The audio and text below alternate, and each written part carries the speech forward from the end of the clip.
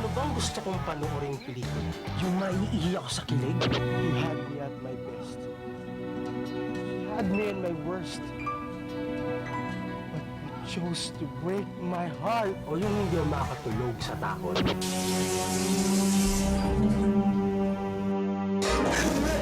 Ako yung gaganahan ako sa action. Walang personalan.